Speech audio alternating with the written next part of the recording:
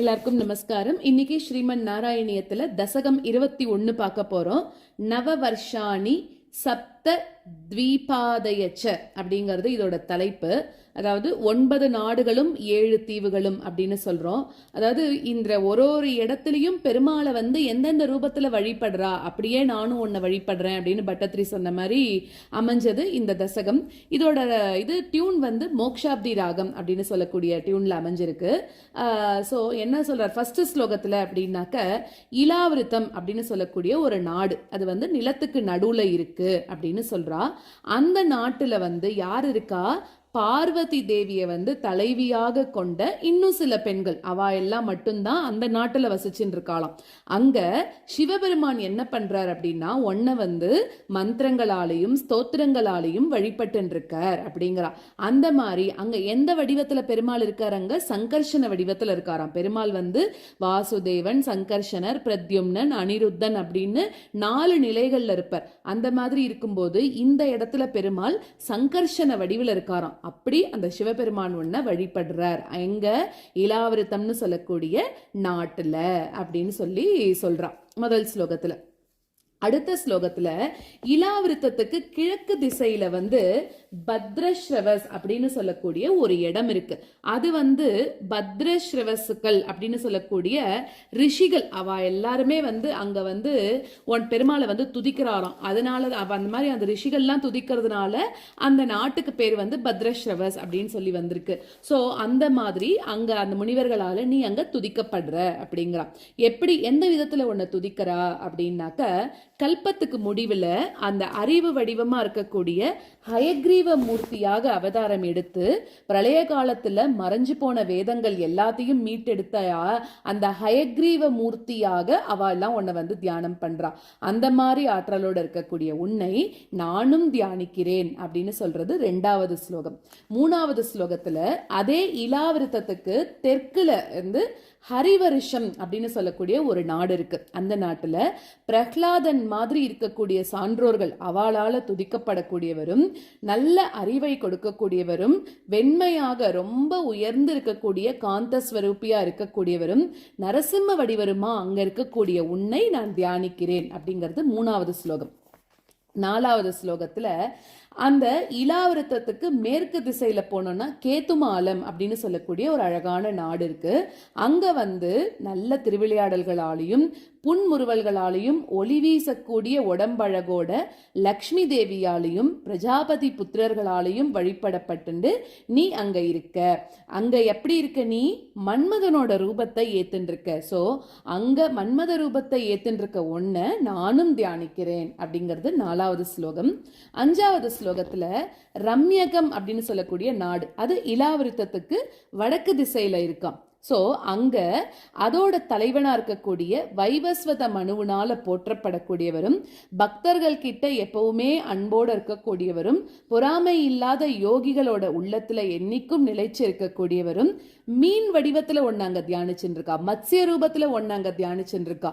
அப்படிப்பட்ட மத்ஸ்ய ரூபியா இருக்கக்கூடிய ஒன்னை நானும் தியானிக்கிறேன் அப்படிங்கிறது 5வது ஸ்லோகம்.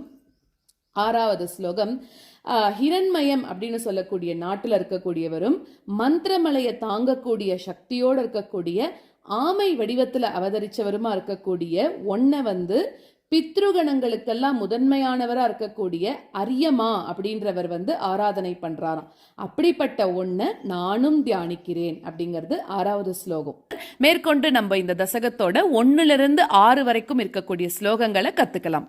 மத்யோத்பவே புவயிலா விருதநாம்னி வர்ஷே கௌரி பிரதான வனிதா ஜனமாத்திர பாஜி ஷர்வேன மந்திரனுதிபிஸ் சமுபாஸ்யமானம் சங்கர்ஷனாத்மக மதீஸ்வர சம்ஸ்ரயேத்வாம். மத்யோத்பவே புவயிலாவிருதநாம்னி வர்ஷே கௌரி பிரதானவனிதா ஜனமாத்ரபாஜி ஷர்வேன மந்திரனுதிபிஸ் சமுபாஸ்யமானம் சங்கர்ஷனாத்மகமதீஸ்வர சம்ஸ்ரயேத்வாம். मध्योद्भवे भुवयिलावृतनाम्नि वर्षे गौरी प्रधानवनिता जनमात्रभाजी शर्वेण मन्त्रनुतिभिः समुपास्यमानं सङ्कर्षणात्मकमधीश्वर संश्रये त्वाम् मध्योद्भवे भुवयिलावृतनाम्नि वर्षे गौरी प्रधानवनिता जनमात्रभाजी शर्वेण मन्त्रनुतिभिः समुपास्यमानं सङ्कर्षणात्मकमधीश्वर संश्रये त्वाम् भद्राश्व नामकयिला वृतपूर्ववर्षे भद्रश्रवोभिर्ऋषिभिः परिणूयमानं कल्पान्तगूढ निगमोद्धरणप्रवीणं ध्यायामि देव हयशीर्ष तनुं भवन्तम् भद्राश्वनामकयिलावृतपूर्ववर्षे भद्राश्वनामकयिलावृतपूर्ववर्षे भद्रश्रवोभिऋषिभिः परिणूयमानं भद्रश्रवोभिऋषिभिः परिणूयमानं कल्पान्तगूढनिगमोद्धरणप्रवीणं कल्पान्तगूढनिगमोद्धरणप्रवीणं ध्यायामि देव हयशीर्षतनुं भवन्तम् ध्यायामि देव हयशीर्षतनुं भवन्तम् भद्राश्वनामकयिलावृतपूर्ववर्षे भद्रश्रवोभिऋषिभिः परिणूयमानं कल्पान्तगूढनिगमोद्धरणप्रवीणं ध्यायामि देव हयशीर्षतनुं भवन्तम् भद्राश्वनामकयिलावृतपूर्ववर्षे भद्रश्रवोभिऋषिभिः परिणूयमानं कल्पान्तगूढनिगमोद्धरणप्रवीणं ध्यायामि देव हयशीर्षतनुं भवन्तम् ध्यायामि दक्षिणगते हरिवर्षवर्षे प्रह्लाद मुख्यपुरुषैः परिसेव्यमानम् उत्तुंग शांत धवला कृतिमेक शुद्ध ज्ञानप्रदं नरहरिं भगवन् भवन्तम् ध्यायामि दक्षिणगते हरिवर्षवर्षे ध्यायामि दक्षिणगते हरिवर्षवर्षे प्रह्लादमुख्यपुरुषैः परिसेव्यमानं प्रह्लादमुख्यपुरुषैः परिसेव्यमानम् उत्तुङ्गशान्तधवलाकृतिमेकशुद्ध उत्तुङ्गशान्तधवलाकृतिमेकशुद्ध ज्ञानप्रदं नरहरिं भगवन् भवन्तम् ज्ञानप्रदं नरहरिं भगवन् भवन्तम् ध्यायामि दक्षिणगते हरिवर्षवर्षे प्रह्लादमुख्यपुरुषैः परिसेव्यमानम् उत्तुङ्गशान्तधवलाकृतिमेकशुद्ध ज्ञानप्रदं नरहरिं भगवन् भवन्तम् ध्यायामि दक्षिणगते हरिवर्षवर्षे प्रह्लादमुख्यपुरुषैः परिसेव्यमानम् उत्तुङ्गशान्तधवलाकृतिमेकशुद्ध ज्ञानप्रदं नरहरिं भगवन् भवन्तम् वर्षे प्रतीचि ललितात्मनि केतुमाले लीलाविशेष ललित स्मितशोभनाङ्गं लक्ष्म्या प्रजापति सुतैश्च निषेव्यमानं तस्याः प्रियाय धृतकामतनुं भजे त्वाम् वर्षे प्रतीचि ललितात्मनि केतुमाले वर्षे प्रतीचि ललितात्मनि केतुमाले लीलाविशेषललितस्मितशोभनाङ्गं लीलाविशेषललितस्मितशोभनाङ्गं लक्ष्म्या प्रजापतिसुतैश्च निषेव्यमानं लक्ष्म्या प्रजापतिसुतैश्च निषेव्यमानं तस्याः प्रियाय धृतकामतनुं भजे त्वाम् तस्याः प्रियाय धृतकामतनुं भजे त्वाम् वर्षे प्रतीचि ललितात्मनिकेतुमाले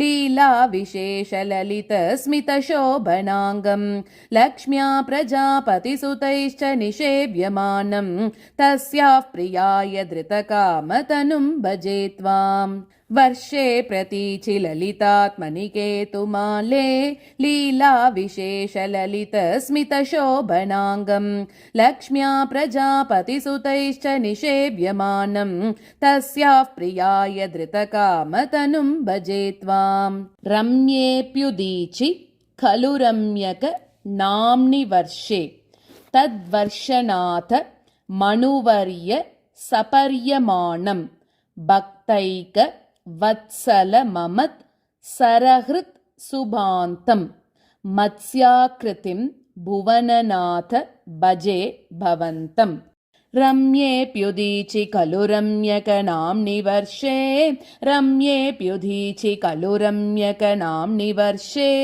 तद्वर्षनाथमनुवर्य सपर्यमानं तद्वर्षनाथमनुवर्य सपर्यमानं भक्तैकवत्सलममत्सरहृत्सुभान्तं भक्तैकवत्सलममत्सरहृत्सुभान्तं मत्स्याकृतिं भुवननाथ भजे भवन्तं मत्स्याकृतिं भुवननाथ भजे भवन्तम् रम्येऽप्युदीचि खलु रम्यकनाम्नि वर्षे तद्वर्षनाथमनुवर्य सपर्यमानं भक्तैकवत्सलममत्सरहृत्सुभान्तं मत्स्याकृतिं भुवननाथ भजे भवन्तम् रम्येऽप्युदीचि खलु रम्यकनाम्नि वर्षे तद्वर्षनाथमनुवर्य सपर्यमानं भक्तैकवत्सलममत्सरहृत्सुभान्तं मत्स्याकृतिं भुवननाथ भजे भवन्तम् वर्षे हिरण्मयसमाह्वयमौत्तराहम् आसीनम् अद्रिधृतिकर्मट कामटाङ्गम् संसेवते पितृगण प्रवरोर्यमायं तं त्वां भजामि भगवन् परचिन्मयात्मन् वर्षे हिरण्मयसमाह्वयमौत्तराहं वर्षे हिरण्मयसमाह्वयमौत्तराहम् आसीनमद्रिधृतिकर्मटकामटाङ्गम् आसीनमद्रिधृतिकर्मटकामटाङ्गम् संसेवते पितृगणप्रवरोर्यमायं संसेवते पितृगणप्रवरोर्यमायं तं त्वां भजामि भगवन् परचिन्मयात्मन् तं त्वां भजामि भगवन् परचिन्मयात्मन् वर्षे हिरण्मयसमाह्वयमौत्तराहम् आसीनमद्रिधृतिकर्मटकामटाङ्गम् संसेवते पितृगणप्रवरोर्यमायं तं त्वां भजामि भगवन् परचिन्मयात्मन् वर्षे हिरण्मयसमाह्वयमौत्तराहम् आसीनमद्रिधृतिकर्मटकामटाङ्गम् संसेवते पितृगणप्रवरोर्यमायं तं त्वां भजामि भगवन् परचिन्मयात्मन्।